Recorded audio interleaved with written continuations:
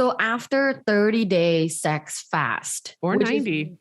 Or stop, you're scaring me. This is Halloween or what? 30-day sex fast, which is also no touch.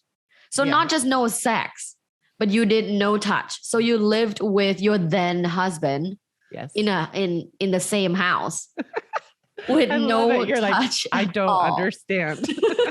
I'm like, recompute 0, 1, 0, 0, bam. Like I'm broken now. I'm like, so 30 days, no touch, and it's a sex fast, and there is a psychological reasoning behind it because your therapist prescribed this for you to reset your sexual meaning, expectations, and goals together. So after that, the first thing they recommended was sensate focus. Yes. And that's just touching anywhere that's non-sexual. Yes. So and do you like ask the other person, like, how does this feel? How does this feel? Yeah. And so it's there's no expectation, right? In fact, the goal is the opposite. Like there's no sex. It's just redefining touch. And it's a great practice, especially if you don't know your body well, of what does turn you on. Especially for women who've been betrayed, they shut a lot of that down because it's been so painful. And even a lot of, I've seen a lot of the men who come through these programs too, after they have betrayed many times, that they shut down sexually because sex has hurt their lives in a negative way. And so they've got to redefine and turn it back on. Wow. So would you say after this sensate activity, you felt more like safe? Oh, how did you feel after the fast and this activity? And I love that you use that word because that is one of the main components for sexual health is to feel safe, especially after that's been broken. And so there is no pleasure without safe. Like you have to first feel safe. If we're talking about like the Maslow hierarchy of needs, like just need, like human need, safety is like top priority. And if there's no safety, I can't even begin to talk about sexual well-being in other ways. Like people often talk about pleasure, and I do too, right? How like we should embrace pleasure, especially women, because we were taught to feel ashamed about our sexuality and don't be sexual because you're a good girl, right? Yes. So we have to like work over that first and then try to feel pleasure. But at the same time, like feeling safe is not just like a one person job, it's also your partner, and like what are they providing, how do they make you feel. So then like after this sensate activity, did you feel more safe with him or you just still feel like betrayed? No, and I felt great, and I love all of what you just said because it does take two. Because we were doing very individual work, in therapy and group, but to come back together takes two. To save a marriage takes two. And so you have to remember, I was doing a lot of other work, not just the sex fast, to build safety. And this was in a place where I did feel safe in the relationship. So cheating was not happening currently. And he was, there was an agreement being made that, hey, we're working on rebuilding this together, individually, but together. And so I would never recommend that you try to rebuild and do these things in a place where you don't feel safe or it's very one-sided. Right. So the ironic thing is you're saying all this, like you cannot have pleasure and all these things without safety. But one of the most common things, which I did too, was when there's been a breach of trust, it must be a sexual problem. So let's go to a sex therapist. And that is not usually the answer. It's not a sexual problem. Right.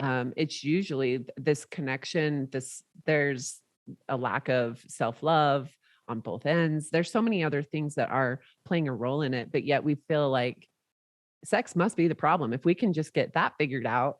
And here we are going, but I don't feel safe. How are we supposed to figure this out if I'm terrified to be with you? Yeah. So yes, that we did that a few times to just, it's like mapping your pleasure mapping. Pleasure mapping. That's what it felt like for me, of just starting to see like, oh, there's other things you can be doing rather than just kissing or having sex. So during the sex fast, did you masturbate? No. So no, like not even off. Also self-pleasure is also not a thing. So you have to completely cut off. So it's like rewiring your brain for like no touch, no sex. Yeah, because a part of it was for someone who they have multiple affairs, right? Sex not only equals love and that validation of somebody wants me, but it was also, I will die without sex. And so it was like, let's see if I will die, because I'm pretty sure I won't. Will I be happy? Probably not super happy, but you won't die. Right. That's the name of this episode. You won't die. You're not going to die for 30 days. You can do it. I'm excited about the afterwards, the sex feast. Like, because let's move on. when do we start having sex again? But like, also, did you feel good? Like what is sex feast? Okay. So sex feast is the fun part. So that's when you really are in a safe place and the relationship is in a place of rebuild, like fully. Okay. So this didn't happen like one after another. There was actually quite a bit of break for us as we continued to build trust.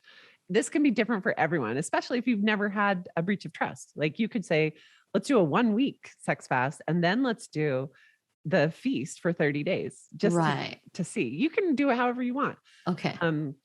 So the sex feast is truly, it's 30 days of saying yes, no matter what, which means anything. And I get a lot of people, because every September we do Sextember and we talk about sex.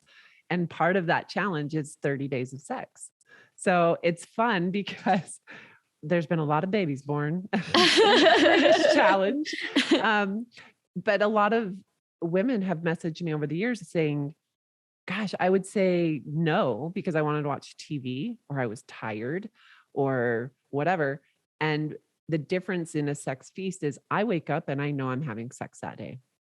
Yeah. Yeah. It's the self-expectation. Yes. Like, okay, this is happening.